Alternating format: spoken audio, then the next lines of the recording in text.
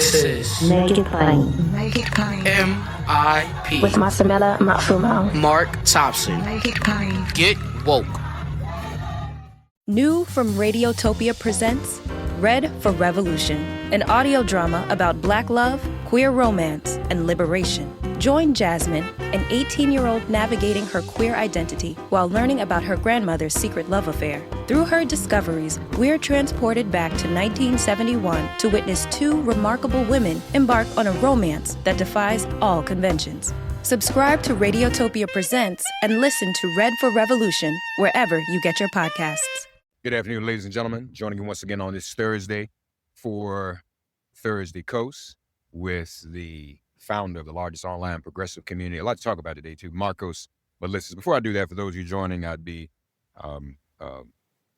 derelict for me not to, even in this broadcast, acknowledge the two anniversaries in many of our lives today. One, today is the 30th anniversary of the Million Man March, and we want to thank all of you who played a role 30 years ago and who are playing a role in your local events this year. If you've not seen everything that's going on and want to know where there's an event near you, go to millionmanmarch2025.com. That's millionmanmarch2025.com to find out more there. The other anniversary is sacred to my family because this is the 81st anniversary of my mother's birth, October 16th. So we remember her and we wish her a happy birthday in heaven. And lastly, for those who don't know, today is also the anniversary of John Brown's famous raid on Harper's Ferry. You know, y'all always heard me say we need some folks with some John Brown kind of spirit, maybe not violent. We were in class this week and my classmate did a presentation on Frederick Douglass. And a lot of people don't know John Brown went to Frederick Douglass, a Black man, obviously, and said, hey, man, I want you to do this raid with me. I want you to engage in this. And Frederick Douglass said, no, I don't think that's going to turn out too well. We don't have enough manpower to take on the whole Union Army. But this is also, so those are the three anniversaries. And so with that, with all those things happening, we still have a maniac in the White House doing crazy things. The government is still shut down. Talked to some people last night who are expecting to lose their jobs. The few that are still being paid through the end of the month, that's probably going to stop. So things will be thrown into more chaos. And so without further ado, with all of that, my friend Marcos, buddy, how are you today on this shutdown day? How many days? It's been over a week, right? I think we're getting to 2 weeks. Yeah. Approaching. And but the ice raids in Chicago, they're not stopping. Yeah, something. That part of the government isn't shut down, unfortunately. Yeah, that's still happening. That's interesting. So I guess they would call them essential workers. Because those are still working, the people who are essential. But at some point, they're going to have to stop paying them as well. And I don't know where you're going with these questions, Mark, but I just I'm in the middle of this ice stuff, and obviously it impacts my community deeply. And I gotta just say that, has there ever been in the history of movies have the good guys ever worn the masks? Like, if you're walking around masked, afraid of showing your face, you're the bad guy. Yeah. Whether it's Stormtroopers or Cobra Commander, G.I. Joe, or down the list, ninjas, like always the evil ninjas. They always got their mask on. Like every time you see a mask on, it's villains and these ice goons. And so if nothing else, the Supreme Court has said that a president could shut down government agencies that have been funded and approved by Congress, right? This is a thing the Supreme Court said now, giving Trump basically godlike powers. First thing our Democratic president needs to do in 2028 is shut down ICE. There's just no justification. And even if there's a case to be made of an ICE-like organization that needs to, I don't know, hunt out actual criminal immigrants. Like nobody says keep criminal immigrants. If that's a thing, start from scratch. Like literally start from scratch, because the culture and these goons, these literal goons that are walking around with their masks thinking they can do anything they want in unmarked vehicles, kidnapping people off the streets, zip tying 12-year-old children, rappelling into apartments for some reason. That's a broken culture. Like, that is a broken culture. I'm just looking this up. Why hasn't the shutdown stopped? So law enforcement is being treated as essential personnel, which is not that unusual. So that's how they're being treated as personnel. But you're right. I don't wonder. I mean, if there's no money, where does the money come from? I guess unless there's a pool of money that just continues to exist, then what is going on? I mean, air traffic controllers aren't being paid, and you would think they're kind of essential. Yeah. I mean, that directly affects everybody. Yeah. So anyway, this is from the American Immigration Council. That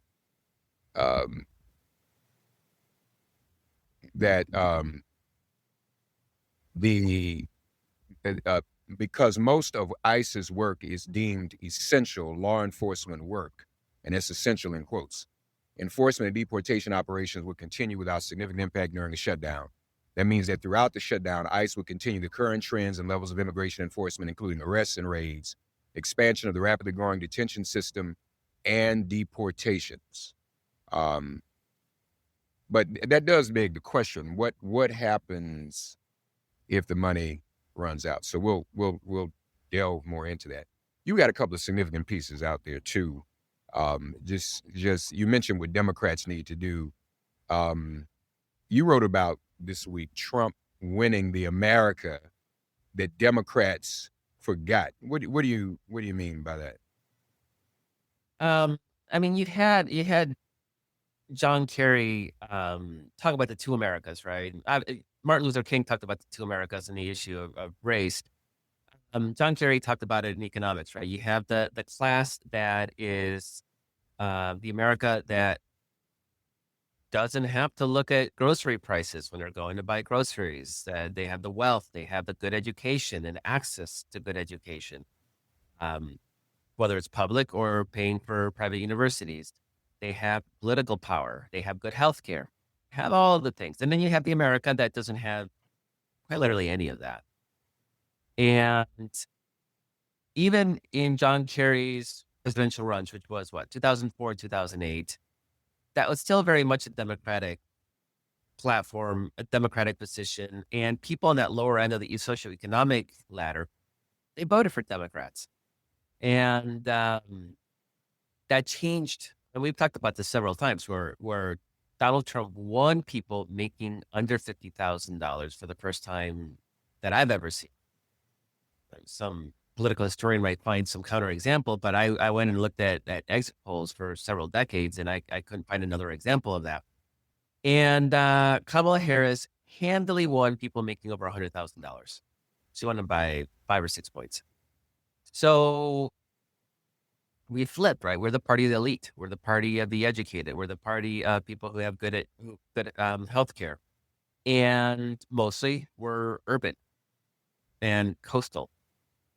And so Republicans have sort of stepped into the speech for whatever reason. A lot of it is culture war stuff. It's abortion. It's racism. It's demonization of immigrants. It's playing on a rural America that really has been alienated from prosperity in all its forms. I mean, there is direct correlation. I think I've mentioned this before, but it blows my mind every time I even say this stat. There's direct correlation between the number of meth labs in a county and Trump vote. And what that speaks to, it's not that meth heads vote Trump. I don't think meth heads are voting. What it means is that the places that are so economically downtrodden, where people have lost hope, they've lost any semblance of connection to any institutions, their life is absolute crap. That's the Trump base, right? They're nihilists. And the reason they love Trump is because they expected him to hurt the people, to hurt other people. Because they're hurting. They're in pain. And they want other people to suffer. So Democrats once upon a time used to speak to those people and talk about like unions and jobs and prosperity and better wages and that somehow, I mean, Democrats will pay lip service to a lot of that, but there is a growing sort of divide between that rhetoric and I think what people perceive the Democratic Party to be, right? And we went through a phase, and I actually, Mark, I'm with the woke agenda, like 100%. I think we lost a lot of people with the woke agenda, not because we were talking about those things. Most people in polling very clearly, they don't think trans people should be discriminated against. It's not that they hate trans people, is that they think the Democratic Party is more concerned about trans rights and DEI and in immigrants than they are in the economic welfare of the rank and file. And this is why I think Latinos voted for Trump in record numbers. It was like 46% of Latinos voted for Trump, which is just absolutely humiliating to me as a Latino. But there is a certain amount of privilege to worry about things like democracy and abortion rights and transgender rights when you can't feed your family. And when people literally don't know where they're going to get the money to feed their families that week, they're not thinking Trump is a threat to democracy. They see Trump saying, I'm going to drop prices on day one. And even if you're saying he's a tyrant and he's a fascist, they're thinking, good, then that means he can drop prices. He can use strongman tactics. And this isn't theoretical, Mark. I've seen this in El Salvador. We talked about this, right? Where the country was wrecked by violence and economic despair, and President Bukele was elected and immediately has dismantled the democratic institutions of the country, including the judiciary, has basically abolished any habeas corpus rights. And people cannot be more supportive of him because they're safe now. And when you have a safe country, the economy starts to flourish. So people will give up their freedoms to be able to feel safe and to feed their families. And I think Democrats, we've sort of thought, because most of us are doing well financially. The economy is doing great. Jobs are at a record low. Jobless rates is at a record low, right? We had all those arguments to make. Yet that was that economic prosperity was very sort of concentrated in the liberal enclaves of this country. So we could talk about democracy and trans rights because we weren't worried about being able to pay rent and buy groceries. That's a problem. And I don't think it's not about abandoning those values and those communities that are part of our coalition and things that we care about. It's actually running campaigns based on the issues that people actually vote on. It's just practical politics 101, right? Republicans, they ran on that, and then they have abandoned those people. I mean, that's been the bulk of my writing in the last few months. It's just how Republican policies in Trump are hurting Republicans probably more than they're hurting liberals. Well, so Democrats didn't run on it. And even if we had won, we would not have abandoned. Republicans ran on it and have abandoned. Yes. That's just the great irony of our political situation. It is totally messed up. So, yeah. I'm still not getting, did Democrats just take for granted that people got it? And were they just completely naive to the disinformation and the propaganda war? And I think that's part of it because, like I said, the Million Man March, the way they were able to confuse and pick off some black men, Republicans targeted our communities. They targeted Latinos. They targeted everybody. They attacked wokeness. And let's be honest, you and I, people like us and all of our listeners really we're allies of the LGBTQIA community. And we live in a world now where many people are not discriminatory by nature or by practice. But when you send out propaganda and disinformation that convinces people that this is the only issue Democrats are dealing with, and that's trans rights, Mhm. And I have people I know, I answer people in my family, Mark, it's too much trans talk. I said, it is? I don't see that. I see one commercial that they ran on a loop, and we had no answer for it, not even the answer we're given. Hey, y'all, don't be fooled. We Mhm. stand for these rights, but we also stand for your kitchen table issues. Don't let sometimes you have to respond precisely to what the attack is and what the agenda and the nefariousness is. This is trying to get you to support someone who's going to abandon you as soon as he wins. He is lying. He wants to trick you with this issue, with this wedge issue, and then not do anything for you when he's in office. We didn't do any of that. Why is that? What's wrong with us? You So, don't know. yeah, the thing about that Trump ad, and it was very, very effective. It's probably the most effective ad of the 2024 campaign was the Kamala Harris at an ACLU forum being asked about um, gender affirming surgery for prison inmates. First of all, why is the ACLU even asking that question? Why does a thing that affects like 3 people need to be a topic of discussion? So again, the left, oftentimes we shoot ourselves in the face by demanding that politicians address issues that affect a tiny majority of people, but are easily blown up and demonized by the right wing. Sometimes it's better just to shut up and assume that our people are going to do the right thing, because generally we're going to be better than the Republicans on these things. So anyway, they get it. She gets asked this question, and she basically says, "It's the law. I'll follow the law," which even Trump did, right? Whatever. If you look at the ad, that wasn't the damning part of it, right? So basically, the narrator and the screen says, Kamala Harris is for they, them. Donald Trump is for you. That was the piece. It wasn't, we hate trans people. You should hate trans people too. It's, that's all they want to talk about, while we're going to talk about the things that actually matter to you. And I've said before, Danny is running a fantastic campaign, almost pitch perfect, not 100%, but almost pitch perfect when he focuses on economic concerns, right? That's what a politician's job should be. It's to make everybody's lives better. And so I mean, I don't know how you counter that. I mean, when people say everybody's talking about trans rights, really, there's no Democrat out there giving speeches about trans rights, right? Like, it's all defensive. They're the ones that keep talking about trans people and obsession. And you have a situation now where people voted because they thought Democrats were too focused on trans rights, and now they're being hurt because they actually voted for Republicans who don't care about people making under $100,000 a year. Mark, I got a tax cut with this freaking tax bill that I fought so hard to defeat. It's not like the core Democratic base is actually makes over $100,000 a year. They got a tax. I mean, not a big tax cut. You got to be a millionaire or billionaire to get the big tax cut, right? But I got a tax cut that I don't really need.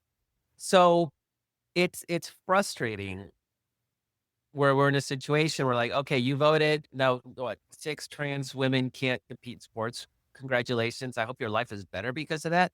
Oh, but look, Trump just canceled your economic development project in your backyard, and he's cutting rural healthcare funding with Medicare cuts. You're going to lose your hospital. Oh, and your rural school is going to shut down because the Department of Education, which funded those rural schools, is being shut down. And like down the list, rural postal service. Oh, that's going away. I hope you love your rural postal service, because Mark, rural Americans, liberals, were funding everything in rural America. We don't need their food, Mark. We can get their food from Mexico and Peru and Ecuador and Canada. We don't need their food. They needed our money to be able to have schools and postal service, healthcare, education, jobs. But they voted for the party that told them that it was the cities that was sucking them dry, and they believed it. And now that Trump is systematically dismantling our government, it just so happens that it's rural America that's bearing the brunt. Because, Mark, New York City, Chicago back here, San Francisco, where I'm back home, cities got money to do what they need to do. They're not dependent on federal dollars to make stuff happen. Rural America does not survive. And they rewarded our charity because we never complained about funding those schools and those postal services and broadband and all the things that rural America got. They can't pay for themselves. We never complained, Mark. Did you ever hear any Democrat complain about that? No. We always funded that stuff. Always thought we're Americans, we're in this together. They decided they were going to punish Blue America for helping them by electing somebody who is literally dismantling the very core of rural infrastructure. I keep saying to y'all, I keep reminding you, those of you watching, if you see on video, you see my background. I am on the battleground of the Battle of Gettysburg, and people are still fighting this war. What Marcos said, I want to take a minute here because Marcos has said this before, but I really want people to get this.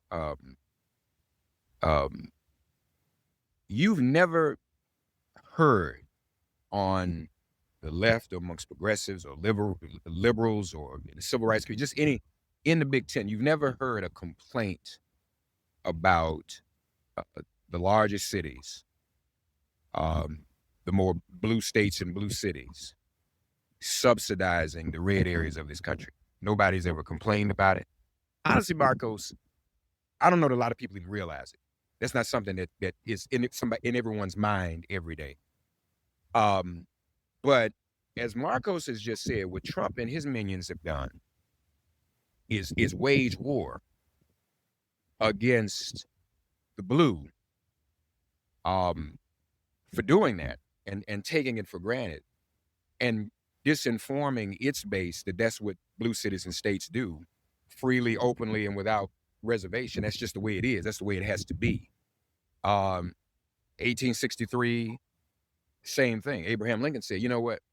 The Union is going to help rebuild the South, despite the fact that they broke off, seceded, and caused the war. Right? That's just so here's the same thing. And so Trump has brought that mentality back, but at the same time has hurt the very constituency that fell for it. And I know you also wrote about it. I want to focus on this one story. There are many, but the Kentucky town, red state, and they've lost senior care because of Trump. That's a prime example. Yeah, and I've been writing a ton of these stories just because it really drives home. These are like 70-80% red counties that are losing their, in this case, at Kentucky Town, it's a senior center where they all got services and now they have to drive 2-3 hours. And where are seniors going to drive 2-3 hours to get care, right? It becomes a real quality of life issue. But they thought this is a crazy thing, right? They're like, oh, we're going to vote for the guy who knows how to run government like a business. Aside from the fact that Trump never ran a business in any way that would suggest competence, right? Aside, let's pretend he was the best businessman in American history. When you're talking about running a business, you cut inefficient divisions of your business, right? That's just what you do. It's saying work and you're going to cut it. There's nothing efficient about rural America, Mark. Literally, if you're going to talk about fraud, waste, and abuse, really, that's rural America. Why are we spending a disproportionate amount of our money on parts of the country where like 10 people live? Like what's efficient is, again, behind me, I have downtown Chicago. I have the Loop. That's efficient. Everybody's crammed in together. You can have services that are accessed by lots of people. When you have 10 people living in a square mile, right, out in rural America, that's not efficient. That's the first thing a business would cut, which is why we have government subsidies for schools and broadband and the post office and all those things, because it's not profitable to run those things without massive subsidies.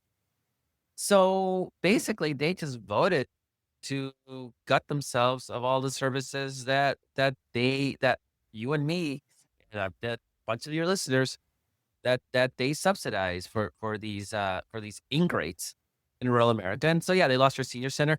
Mark, I kind of feel bad, but not really. I just gotta say, like, I would feel bad if they voted to protect those services. But what's bad, and this is what makes things worse, rural America voted for Trump more in 2024 than they did in 2020 and 2016. They become even more pro-Trump. So it's kind of hard to be like, didn't you learn your lesson the first time that you were losing these services? They don't want to learn. And I don't know if it's really because, trans people may play a sport in a state far away or a college that I'll never go to. Like, who cares? Why do they care? I mean, Fox News is telling them to care, and that's why they care, right? But why do they care when they're losing their senior center, their schools, their hospitals, their broadband, their post office? And they're going to lose this because as Trump guts the government, that's literally what the government does. The bulk of it is subsidized. They can't touch Social Security. They can't touch Medicare. Yeah, they're playing with Medicaid. They're gonna, you got the Pentagon. That's not gonna be touched. Everything else, really, it's subsidies that predominantly help Republican voters. And Mark, I don't want to lose sight of the fact that it actually affects a lot of our people. Like, that's obviously it does, right? But to me, it's amazing that they have voted. They thought that Black and Latinos were different than them. They're all benefiting from the same programs, from the same food stamp programs, from the same WIC, and from the same child tax credit, and from the same Section 8 voucher. Like, they're all benefiting from the exact same programs. And they voted to gut themselves, which again is why I've always made this argument that Democrats they do a terrible job of tying government services to politics. So instead of putting a child tax credit into the tax code, mail people a check. Mail them a $50, $100 monthly check and say, if you vote for Trump, they'll lose this check. It probably also doesn't help. I mean, Biden was weak. And even if somebody could have made those arguments or tried to implement the strategy that we're talking about, I don't think he was the one to do it. I think he didn't have it. And I'm not trying to put the man down. And it's not about an age thing. I mean, because some of us who go back with this candidate in the past, he wasn't always old. But he always kind of messed it up. Traditionalism there that I think is obsolete in today's America. Yeah. This notion that we're going to play nice with the opposition party because norms. Like, that and people need to see benefit. Too many Democrats have done things for the sake of the institution. We must keep the traditions of the institution. That's not why you're in politics. You ain't in politics to protect the Senate's institutional. And you know who got this right? Was freaking Mitch McConnell. And Republicans hate him. Like, they don't appreciate what he did for them. He gutted Senate traditions to benefit his party so that they could deliver what they promised to do. And they've been wildly successful, right? They got the Supreme Court 6-3. They've been able to gerrymander, and they've been able to really gut the progressivism that was embedded in our government. That's your job as an elected official, is to get stuff done. It's not to protect the institution. No, we must protect blue slips. And no, get out of here with that crap. So this is why we talked about this 2 weeks ago, Mark. Like, I think the person who's going to win a nomination, someone who can basically be like, I'm going to be just as much of an a-hole as Trump was. And because that's what you need. Apparently, that's what you need. Mark, this ceasefire in Gaza. I'll say this right now. I don't think Kamala Harris gets here because neither side would have looked at her and said she will do what needs to be done to get people to come to the table. Trump is an a-hole. They're like, I don't know what he's going to do. You may start bombing us for all we know. Like that might be the one place where being a bully that's may have actually helped. It's early. Who knows what's going to happen? Can he keep things? I don't think he can keep things going, right? But at least he got them to the ceasefire. We need government that will be aggressive like that. Like, it is an era of aggressive government. Trump has shown us the way. He's done it for evil. We can do aggressive government for good. But we can't be stymied because, oh, well, the filibuster. No, you get rid of the filibuster. You don't blame inaction on things you have control over. We saw what happened the other night when she was protested, which, you know, that has its own thing going on there. I'm not sure what that's about. As a matter of fact, to that point, yeah, I mean, you know, I mean, people still demonstrate, which goes to show you, I mean, and I said this at the beginning when October 7th happened. I told you all, I saw Iranian hostage crisis right there. I mean, I saw, and that's in the very beginning. Yeah, I see that from the very beginning. Now that is, I'm not saying that Hamas didn't do what it did and it wasn't, you know, I'm not saying that was there can be several conspiracies in one. Hamas kidnapped people. Netanyahu has been encouraging people to finance Hamas, and this affected the election. All three of those things can be true, right? And Hamas, you know, treated the hostages as human shields. Hamas does not, that's number 4. Number 5, Hamas does not truly represent the Palestinian people. That's number 5. All of those things are true. And now, I mean, it's easy to do a ceasefire once you've decimated everybody, once everybody's dead. You know, that's the easiest thing in the world. And we can talk, and everybody, all these countries, Britain and France, Palestinian state, we're going to recognize statehood.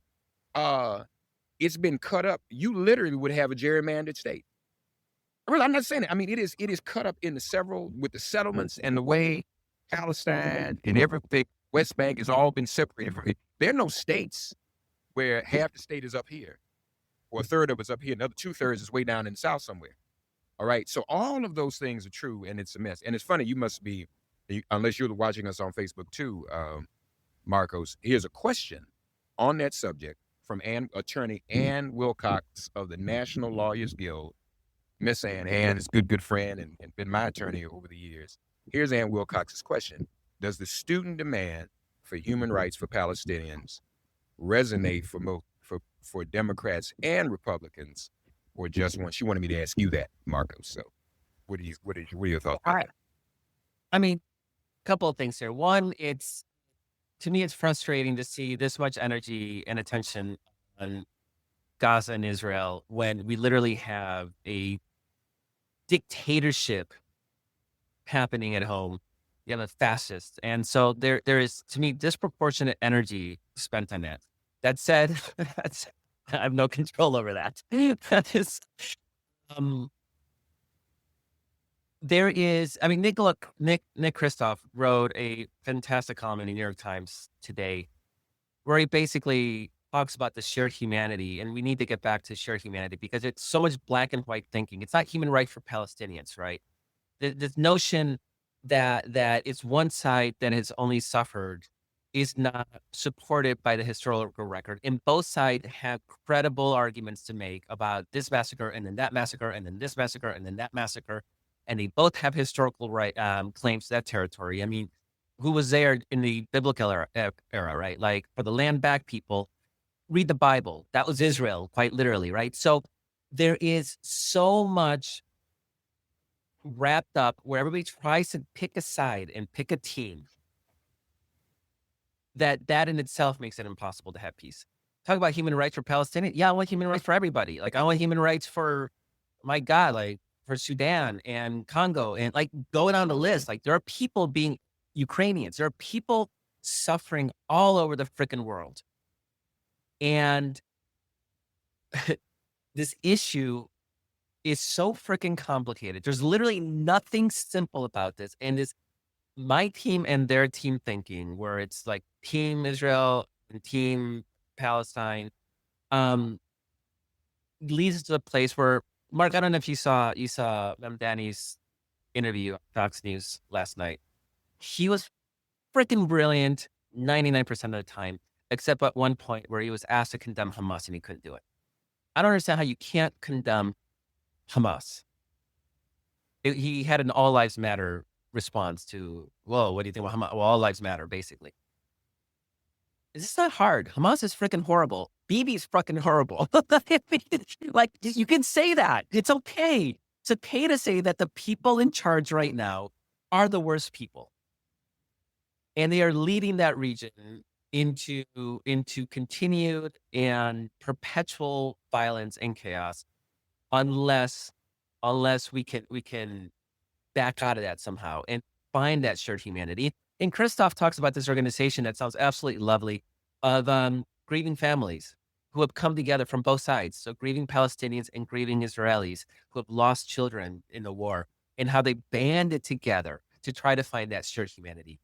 That is what's going to get us to human rights for Palestinians. But you know what? Hamas doesn't give Palestinians human rights. When's the last election that Hamas has allowed? How many gay people can freely express their homosexuality in Hamas territory? Yeah, and that's why I don't understand why you can't answer that question in that way. You can just say those things, you know. And when was the last time there was an election?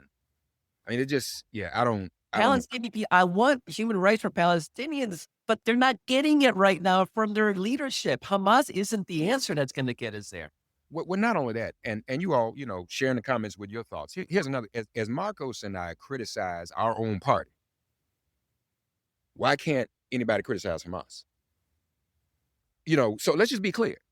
We just did a whole thing about the Democrats' failure in the election. The only person I've heard say what I'm about to say is me. Okay, we're Hamas, and we're gonna go and attack Israeli civilians and kidnap them and kill a bunch of them. What did we think that was going to accomplish? You said so. Even if you say, "Oh, Hamas," most of you who would say that didn't wake up on October 7th and say, I sure will be glad when Hamas kidnaps Israeli civilians. That's what we got to do that. Nobody was thinking that. Nobody in the world. I doubt any guys will say, I can't wait for Hamas to go kidnap some Israeli civilians from a concert. I mean, I'm not trying to be tongue-in-cheek. I'm just saying, so when we do these things, Marcos and I are critiquing. Now, let's talk about Netanyahu. Oh, Google it. Yeah, he's Google it. No, yeah, I mean, and it's convenient now to say, okay, ceasefire after you've done everything you've done. I mean, you're going up against the Israeli, you're Hamas, you're going up against the all-powerful Israeli military, all of its allies, and Jared Kushner, who wants to build beachfront property. Yeah. But let's go ahead and carry out this operation anyway. So at the end of the day, who did that benefit? That's what you always got to look at. Who that paramilitary, whatever you want to call it, move. Who won that? Now, in a sense, obviously it's the first time, and we're still talking about your question, and I want to respond to it somewhat. In a sense, this is the first time you've broken the ceiling with a lot of people on human rights for Palestinians. I mean, even American Jews are like, now, hey, this is a little out of control. You've never seen that debate publicly. So that's real. People, I mean, there's a groundswell. But it only comes after the decimation, if not the genocide of a whole community. So if some people don't want to say genocide, okay, well, you can say decimation. You could say, you don't want to say genocide with me today? Say decimation. Let's not be intellectually dishonest about that. But here's the other thing, though, which is peculiar to me. During the Biden administration, demonstration after demonstration, campuses, colleges, even Kamala got hit the other night. But where have we seen the resistance to Trump in the streets? Oh. And how is he allowed, even after all this, just roll and say, oh, got a ceasefire, and I'm need a Nobel Prize, and I'm a great person, and all of that. And if people we don't understand history, we don't read history, this is 1980, 81 all over again. It was the same thing. Carter couldn't do it. Oh, Carter. And then Reagan comes in, but what they did, they didn't spread it out. They did it on the same day. As soon as Reagan took his hand off the Bible, the hostages were freed. Yeah. And then we didn't know what we didn't know yet until a few years later.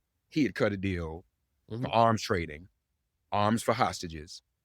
Basically, and when you think about it, that was the setup. We're going to let these happen because we already agreed with you that we're going to give you some arms later. So, yeah. So in answer to your question, and I think I don't see Republicans talking about human rights for Palestinians. I see Trump talking about a ceasefire. But we've not heard vocabulary human rights attorney Ann Wilcox come out of the mouths of Republican politicians. We did not heard those words, human rights. So I don't think we can say that it resonates if they've never said it. They've never said it. They've never said human rights for Israeli hostages. I mean, this has always been transactional. And it was transactional for Netanyahu, and it's transactional between Trump and Netanyahu. Okay, moving on. You wrote a week ago about that the Democrats were winning in spite of our criticism of Democrats. You said a week ago they're winning the shutdown. Is that still the case? Yeah, in the polling where people are far more likely to blame Republicans and Donald Trump than Democrats. About a third of people blame Democrats, and about a quarter blame both sides equally, which is people going like, "Oh, both sides suck." But yeah, if you look at the people who blame Trump or both sides equally, you're looking at about 65%. I mean, that's a significant majority. And I don't know what that means I don't think Trump cares. I don't think that's going to shut down the government or open up the government anytime sooner, but it does sort of limit the political damage. And I think it stiffens Democratic spines. Because right now, I've written this, everybody seems to think that Democrats could end this and it's only a filibuster that's stopping this. Remember, Republicans can end the filibuster tomorrow.